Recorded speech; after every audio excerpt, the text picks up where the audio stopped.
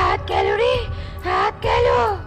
শয়তান ডাইনি, তুই কখনোই আমাকে গাছ থেকে ছিঁড়ে তোর হাতে নিতে পারবি না। যতবারই চেষ্টা করবি ততবারই শাস্তি পাবি।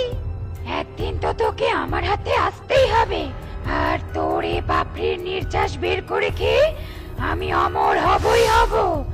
দেখি তুই কতদিন আমার নাগালের বাইরে থাকিস।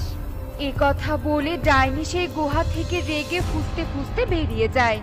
আর গোলাপ অট্ট হাসি দিয়ে ডাইনিকে তাচ্ছিল্য করে বলে, ওই সাপটা তো সামনেই থাকবে।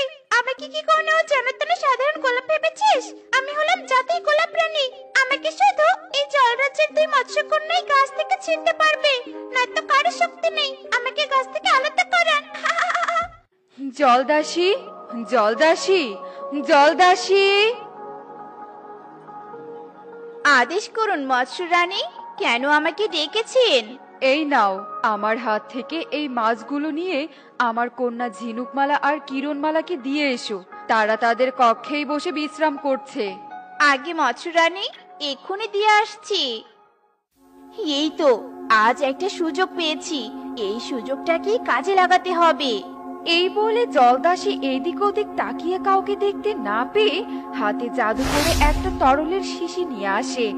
আর সেই শিশি থেকে তরল বের করে মৎস্য রানীর দেওয়া মাছে মিশিয়ে দেয়। তারপর সেই মাছগুলো নিয়ে জলদাসী ঝিনুকমালা আর কিরণমালার সামনে যায়। কর্নিশ জানাই মৎস্য রানীর দুই কন্যা ঝিনুকমালা আর কিরণমালাকে, আপনাদের মা আপনাদের জন্য এই মাছগুলো খাওয়ার জন্য পাঠিয়ে দিয়েছে। দাও দাও জলদাসী, আমাদের প্রচন্ড খিদে পেয়েছে।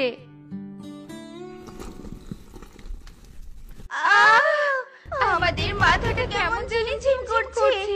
জলদাসী, আমাদের সাহায্য করো। জলদাসী,